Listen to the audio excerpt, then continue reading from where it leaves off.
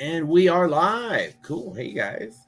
So today I wanted to go over capacitors. Okay. We have some various types here. And what I want to go over is, well, what are they? What do we use them for? Um, how do we troubleshoot them? How do we uh, find, is the capacitor the problem or the motor the problem? Or, you know, we're even going to go into some of the most common faults that we find with them and why they are so important to have in terms of service and repair and keeping your heating and air conditioning moving. So let's go with the beginning here. What is a capacitor? Okay, as you see, they come in various sizes, various shapes, and various functions and purposes.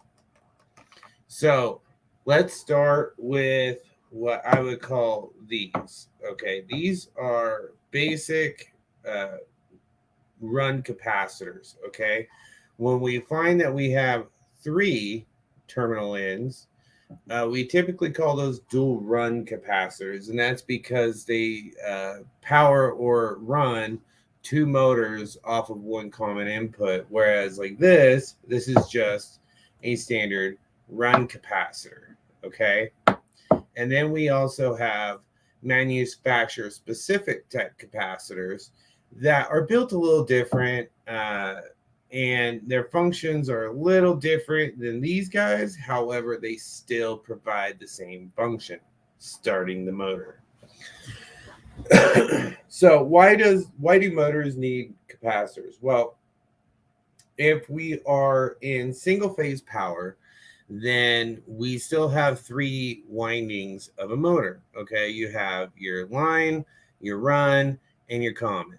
Okay, so line is usually always in reference to line voltage. Okay, what is the service power coming into the unit? That's typically what we refer to it as. So if you're 208, 230, 240, 360, or 460, excuse me, and then even up as high as 600 volts and so on. These are what we would typically find in a residential and light commercial to medium commercial HVAC equipment. And some of these are meant for compressors only, and some of these are, kind of dual purpose. We can start a compressor, or maybe it's for a fan motor.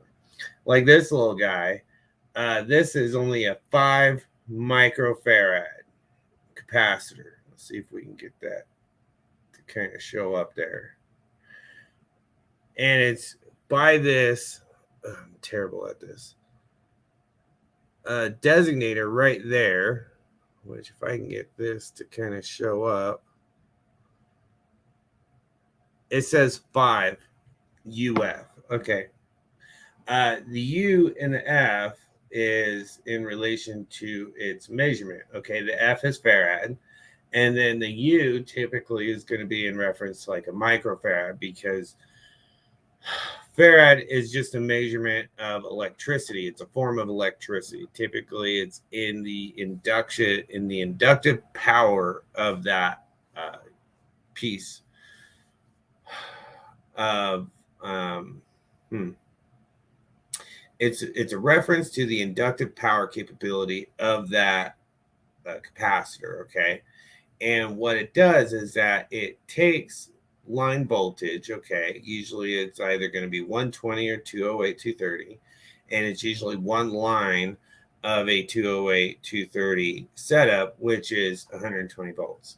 And what it does is that we power it off of the line voltage, and then it stores energy for a precise release. Okay, so even though we have 120 coming in, these are typically rated at 370 to 440 volts, and that is the amount of power it releases. Okay, and we need that power typically when you have a single phase motor to start the motor, because 120 volts just does not provide enough amperage or power to start that motor and get it going up to full speed. So that's where these come in. Okay, so it'll store the power until it calls for that need for the power, and then it energizes the motor. And these will energize the motor first before the main power leg has a chance to actually produce produce power. So, like when we look at this, we say, okay, well, we see that it says 5 UF, so that's 5 microfarads, okay? And when we measure them, they have a rating on them, okay? Typically they're, plus minus 5 or plus 10%, minus 5%. They have ratings that they require these to be in. And what we do is that we have a meter here. Okay, we're going to use my field piece. It's a true RMS. I'm not really sure of the model. Looks like a 1604. But what we do is that we have it set to the MFD. Okay, MFD is microfarads. And what we're looking for is to make sure that our capacitor is within the plus or minus 5% or whatever, like this one, plus 10%, minus 5% readout that we're looking for. So let's take this one, for instance. This is a 5 microfarad. And when we put our leads across and we are in the settings for checking farads on a capacitor, you'll see that this shows 4.94, okay? Now, 4.94 is, it's a little under its rating, but let's see here. So 5 minus 5%. So that gives us 4.75 is our total allowable rating on it. So if we're below 4.75, that means we need to look at replacing this unit and putting in a new one. And that's primarily so then the motor, when it goes to start, it's not over amping, it's not overdrawing, and it starts easier. Basically, it helps add service life. So when we take this reading of 4.94, and even out of the box, they don't necessarily come right at 5 if it's rated for 5, or right at 55 when it's rated for 55. You'll typically see a variance of a little higher and a little lower. And that's just the difference in their internal components, the oils and such that they use inside. So when we see a rating of 4.94 on this capacitor, I would deem this capacitor okay. And we can go ahead and use it, and chances are it's going to maintain that reading for multiple years. We used to, older capacitors like this, or even this style, but older, in like the last 20 years or so, you'll find that they last longer, they were made better, just the components that they used were better. So you have some capacitors that last 15 years, and this is what we would consider a disposable part anymore. These new ones, typically a year, 2 years. I've seen them last as little as 6 months, and I've seen them last as long as 4 or 5 years. Now, let's get into the dual run. Now, the dual run, we see these typically in air conditioning, and the reason why is because we have 3 separate terminals here. We have a common, a herm, which is hermetic, and then fan, okay? And what that allows us to do is bring our 120 in on this line, and then when it calls, when it pulls in for power and it says, hey, we need to start, it then discharges out of both of these terminals. Now, each of these terminals has a different reading, okay? So for instance, from common to herm, we're looking for 45 microfarads. From common to fan, we are looking for 7.5 per the rating. Now on this particular capacitor, it says that we have a plus or minus of 5%, okay? So plus minus 5% on a 7.5, okay, so let's take 7.5 minus 5%, that gives us 7.125, okay? So if we put our leads from common to fan, I can get them to hold there. A little tricky sometimes with 2. We have a reading of 7.55. Okay. And you notice that my meter says NF instead of UF, or it says UF, which is microfarads. Sometimes they'll say N, sometimes they'll say M. But give it a second. There it is. Okay. So 7.55. And it's rated for 7.5. We can be plus or minus 5%. So then let's take 7.5 plus 5%. That gives us up to 7.875. Okay, so a reading of 7.55, fan side is good. Now, let's check our hermetic side. Okay, so we're looking for 45. Okay, well, 45 minus 5% is going to give us 4.2 or 42.75.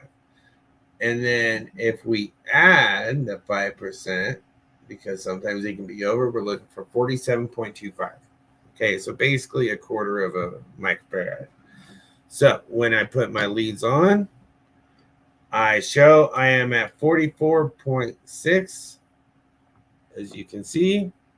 Okay, so 44.6, let's do the minus 5%.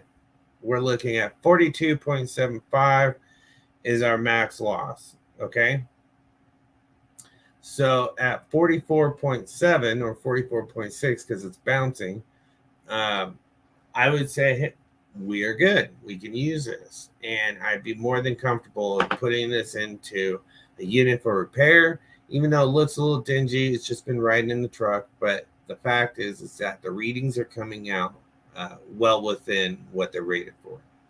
Now,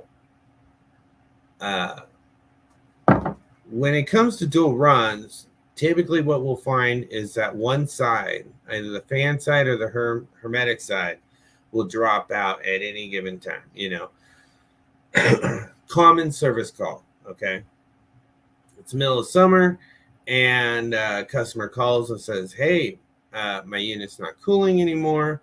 And then they would say, "Yeah, I noticed that the outdoor fan on their unit was not spinning." So in my mind, I'm thinking, okay, well, we have one of two things going on. We can have a bad condenser fan motor, or we can have a bad capacitor. And 9 times out of 10, it's going to be these capacitors, because motors, as long as the capacitor is within rating and everything's fine and doesn't have resistance that it doesn't need, things like that, we can generally assume that the capacitor is going to be at fault, and we can grab a new one, put it in. Now, some might say, okay, well, what if I don't have that specific size on the truck, okay, or at my home or whatever?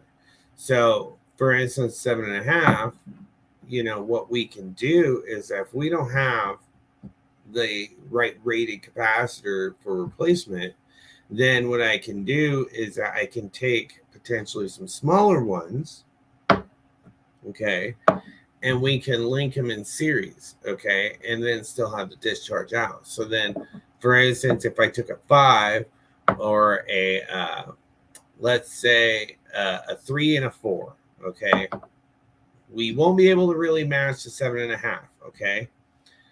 The motor is rated for 7.5. However, if we have a call where we need to temporarily get this unit going so that we can go grab parts and come back with the properly rated capacitor, I don't have a problem putting a 3 and a 4 in series, feed power to it, and then have it take care of the motor on the back end. Even though it's half a farad off, it's still enough power for it to adequately start and maintain and take care of its job. However, I wouldn't want to leave that improper setup to run for too long. So, if it buys me a day or two, cool. I don't have a problem with that. If we're looking at a week, a month, or more, we're looking at potential motor damage for sure. Whether the insulation on the motor windings are getting weak or whatever, it will create issues going forward. So now let's get into these. Okay, now these I typically find on like trains, American standards, carriers, but more or less train and American standard because they, have to be different. So what we have here is a capacitor that is typically designed for trains compressors or American standards compressors. So you may find that unit has 3 capacitors. It may have a dual run, a single run for the blower, and then one of these. And what these do is this provides a large electrical input surge for the start of a compressor. And I don't know why they engineered them this way or why they even decided to go this route, but they did. So with that in mind, what we find is that you'll notice there's some differences to this than, say, a standard capacitor. A is that we've only got 2 leads on the front, okay? And what you also notice is that we have 2 additional leads with a bleed off resistor, okay? So the idea of this is that as soon as the compressor is started, or the motor that it's controlling has started, it drops itself out, allows it to run on the primary dual run and run capacitor, and it will actually bleed off the residual power within, so then it doesn't continue to draw power or continue to be a draw on the electrical system or the compressor, because maintaining high amount of microfarads to a compressor after it's started, or even a motor, it will damage the windings. It will damage the internal components of that piece of machinery. Now, what we'll find on this is that these are rated at 196 microfarads. Now, typically, we don't see average, capacitors at that rating. You'll see these kind of capacitors at that rating, but we'll get into this in a minute. With these are trained in American Standard specific. So we will put our meter on, and what we'll find is that because of the resistor, it takes a little longer for it to actually get us a reading. Okay, so let's do this. Let's put our leads in. Okay, and let's see what it comes back as. Okay, so this has a rating of 196, and it's plus or minus 10%. Okay, so at 196, plus 10% is 215, and then minus 10% gives us 176 and a half roughly. So the reading I have on this is 209.7. So we know that it fits, that it's reading within the 196 microfarad rating, and it's on the plus 10% side, which is cool, but it's still, we're showing as go. We can use this. And like I said, you're not going to use these in your typical service and repairs. These are more manufacturer specific, and they usually, use a pretty specific brand. Like this one is Capcom. Okay. So I just wanted to show these more as just as a variety, but probably not something you're going to run into in your daily, depending on if you're a train dealer or American Standard dealer. So now we can come over here to what we call these is a hard start kit. Okay, these hard start kits what they do is that when you have a capacitor, say you have a dual run, okay, the compressor is older and it's starting to show issues or signs of wear that, the standard capacitor is just having a hard time starting it. So then what we can do is that we kind of look at these with one or two kind of visuals or paradigms, which is, are we looking to assist the original capacitor in starting that motor? Or do we have an old motor or compressor that we want to try and extend its life? And extending the life of a piece of equipment can be very relative and subjective, because we can't say, oh, well, we're going to increase the life of that unit for 5 years, but we may say, we want to at least try and extend its life. If it buys us 6 months, a year, awesome. And that's what these hard starts are for. Is these hard starts, what you'll notice about them is that they have a couple key components to them. You'll notice that it has a capacitor, okay, which these are typically rated pretty high. And then you'll notice that it has a relay on here, okay? And what this relay is that it's a potential relay. So what it does is that once it verifies through amperage that it started the motor, this relay will actually take this piece out and allow the motor to run on the original dual run. If you suspect that, hey, my compressor is having a really hard time starting, my lights flicker when my AC comes on, things like that, we typically like to go to these, because what these do is that these kind of soften the amp draw coming off the main service. So when we can put these in, this would be a great example of, hey, I want to extend the life of this unit potentially, as well as make it easier for these motors to start. And when we make it easier for these motors to start, it generally extends the life of that motor. And the reason why is because now our inrush amperage is not nearly as high. Okay. So I like using these. These are a great little add-on if you're an HVAC guy, to go ahead and sell to your customer if they have an older piece of equipment, or they're on a real tight budget, but what they're trying to do is buy them some time before they have to go to replacement. Because whether we're replacing the whole unit or replacing just a compressor, these parts anymore, these compressors and the units are not cheap. On average, you're buying a compressor for about $1,000, depending on the unit. If you have anything over, I'd say 7 tons, you're probably looking at about $2,000, $2,500 just on purchasing cost of that compressor. You have to add in labor, you have to add in refrigerant, you have to add in all these different aspects and delivery of that piece to be able to take care of that and extend the service life of the overall unit. So when we're looking at a potential repair of anywhere from $2,800 to $4,000 or more, depending on what we're looking at, these are a great add-on, because this, even though I may charge a customer $350, $400 for this piece and to install it, what we're doing is that allows me to have the conversation with the homeowner and say, Mr.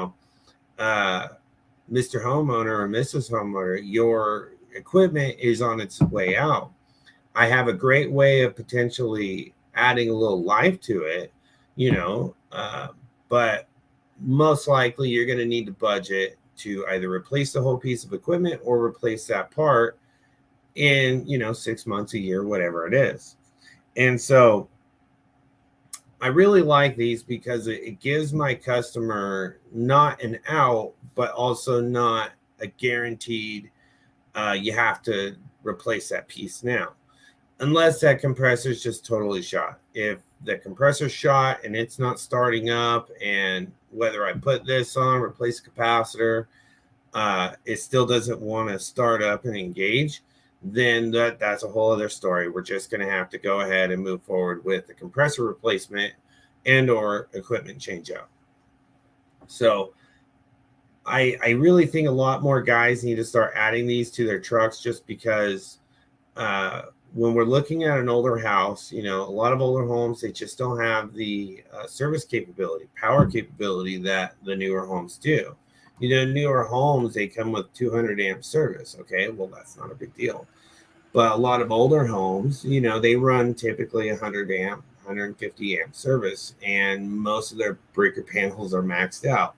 So then when, someone says, hey, I have a unit, it's older, it's 15, 20 years old or older, and they say, it just doesn't seem to be cooling like it used to. And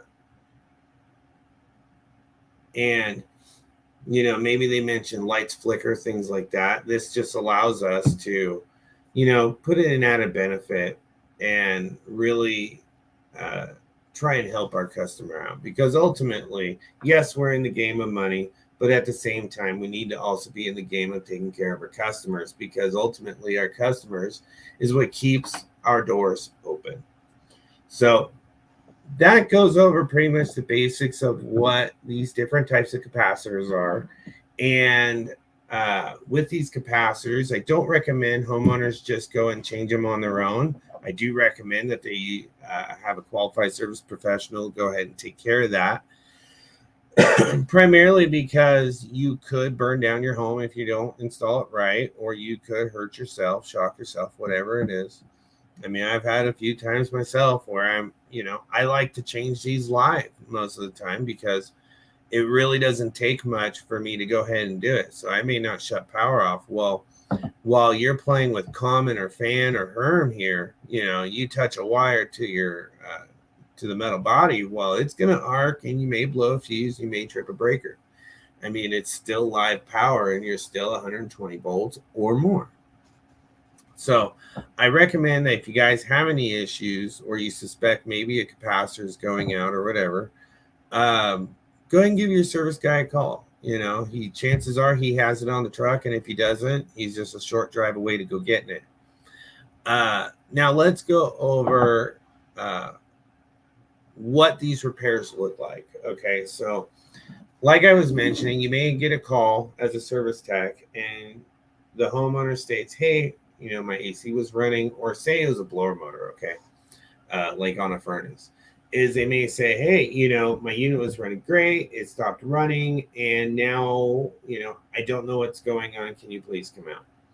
Okay, and say we go out on a blower motor, right? And we find that the capacitor is out of spec. It's still running, but it's more intermittent, coming on, coming off.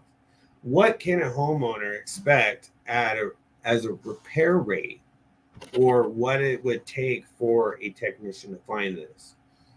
Generally, finding this for a technician is going to be relatively easy. We have the meters nowadays, and we can usually have them, if we have it, changed out 10-15 minutes, and we can be on the road.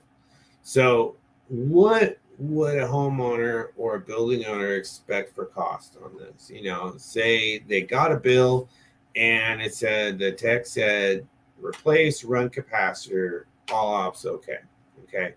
So what that tech's going to do is that they're going to write in a trip charge. Okay. We have to have a trip charge or labeled as a truck charge. That's mainly because, it costs money for us to send our employee out, and the fuel, insurance is there and everything else. But we also stock parts on the truck. So having a truck charge is relatively normal. Now, whether that's $89 up to $125, or maybe it's $200 truck charge. Then you get in there and the tech says, okay, well, you have a service fee. Okay, that's going to be your typical up to 1 hour diagnostic service fee. And that's going to vary. That could be $89, that could be $125 an hour, whatever it is. Then you have the part. Okay, so they found bad run capacitor. So they recommended replacement. They have it on the truck, and they're going to go ahead and put it in and get it going. Okay, so they've done that. Now let's look at what the final bill is going to look like. Now, some companies, what they'll do is that they will wrap their service fee into the repair bill, which is fine. I don't have a problem with that. So that way it kind of helps the customer out with the finance, but at the same time makes us look good as service professionals. Uh, I would typically bill anywhere from 325 to 375, depending on the type and size, okay, and difficulty. Sometimes these capacitors, they're very simple, but the manufacturer has a death wish with every technician out there because they've made it in such a way that it's just not easily replaceable. Maybe getting to the screw that clamps it in, you have to take apart the unit to be able to get to it. It does happen. I'm not a big fan of it.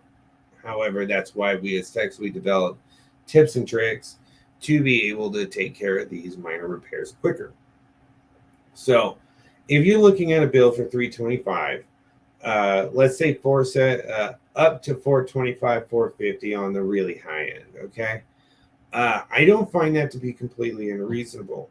Now, let's be honest. These capacitors, when we buy them, because we buy in so much volume, they're typically pretty cheap for us. So these are some of the few items that we, as an HVAC service and repair company, have the opportunity to actually mark up and make a higher profit margin off of these. And we do that because in most other instances, whether it's a motor, it's a drain clear, a compressor, a fan blade, whatever it is, those repairs, because they add up so quick and they cost us so much money, we don't get the profit margin that we really want in them. So, and that's usually because homeowners right now, especially in this market where we have high inflation, high cost of goods, and crappy, logistics, what ends up happening is that, let's say a compressor, for instance, if you get billed $3,800 for a compressor, okay, well, you got to figure in that compressor, you're going to have refrigerant, you're going to have labor, you're going to have cost of that compressor, you're going to have welding, you're going to have pipe fittings, you're going to have all these different things like Silphos, for instance, what we use to braze with. Well, a pack of 15 or 20 rods is $120, $200, okay, just to be able to use one rod. And depending on how big the pipe is, how many connections you have, you may end up using 2-3 rods. Okay, well, there adds in a bunch of costs that we can't charge for. So even though you may get a bill for a compressor for, $3,000-$4,000, there's really not a lot of profit built into that. Whereas with capacitors, because our time is usually low, the price is usually low, we allow for a little bit higher profit margin, but we aren't, most companies, I don't think, are really trying to gouge in that sense. If you get a capacitor replacement and someone's trying to charge you $500, $600, $700 for that, unless it was an emergency, like on a holiday, Christmas night, and you're out there doing it and you have emergency fees, things like that, you shouldn't see a bill that large for this. I typically am in the 325 to 375 range. And that's just because, I can get them going within usually 10, 15 minutes. I have it on the truck. And not only that, but I have a professional outlook with things. I handle my customers with a high degree of professionalism, as well as just care and candor.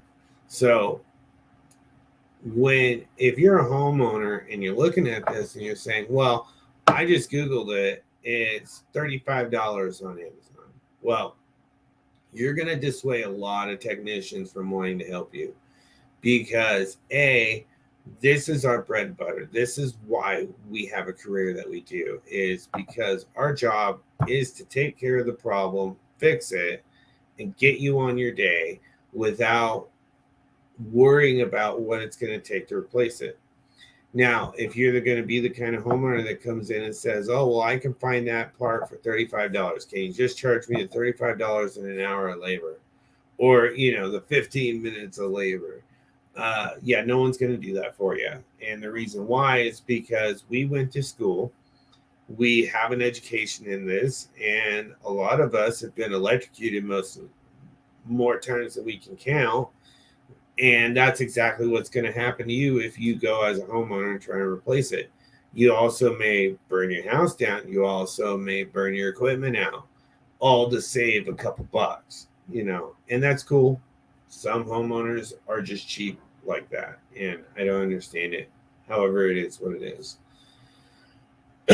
But if you're looking to, really engage and as a homeowner have a service professional that you can rely on to know and trust that they are not going to gouge you, they're not going to rip you off, and they are going to take care of the problem usually in the first trip or second trip, depending on what kind of problem you have, then, you know, accept their price, pay them, and pay them fast, because there's nothing more annoying than as a contractor when you're trying to help people and you're trying to keep them going, and they wanted you out immediately. They call up and, you may tell them, hey, I'm not available till tomorrow.